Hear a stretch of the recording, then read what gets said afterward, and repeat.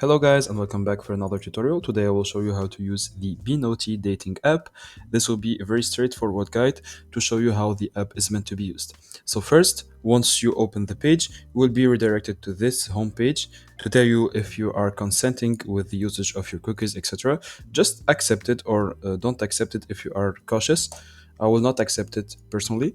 So here you can sign up and make a new account. So you're either a man looking for a woman, or a woman looking for a man, or a man looking for a man, etc. Just choose whatever is right for you. Let's just say I'm a man looking for a woman here. And for the age, select your age. Let's say I'm 21.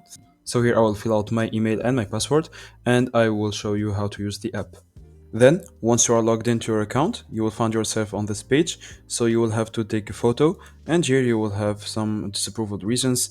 Either it's a photo of a minor, or if you are like under the influence of drugs or any other thing, just take a normal photo. As you can see here, these are the photo of women, but it goes the same for men. Okay, I will close this one here to show you how the website works. So here basically we'll have a lot of users here. Please be careful of the scams and the bots. Like you see here, Keisha and Grizel or whatever, they're not real people.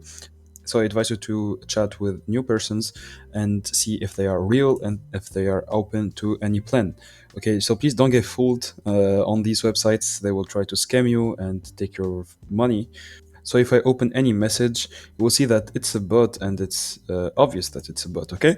So here, just choose anyone that you like here. You'll have to pay some amount of money, like $3 or $10. I don't really remember. Let's just see.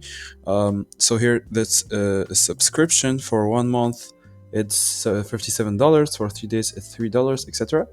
So pay the amount that you are able to pay, and then choose someone to chat with or to like. And here in the filters, you can choose the age that you want, the location, the filters here you will find like orientation, ethnicity, body type, etc. So choose whatever you want and make your account.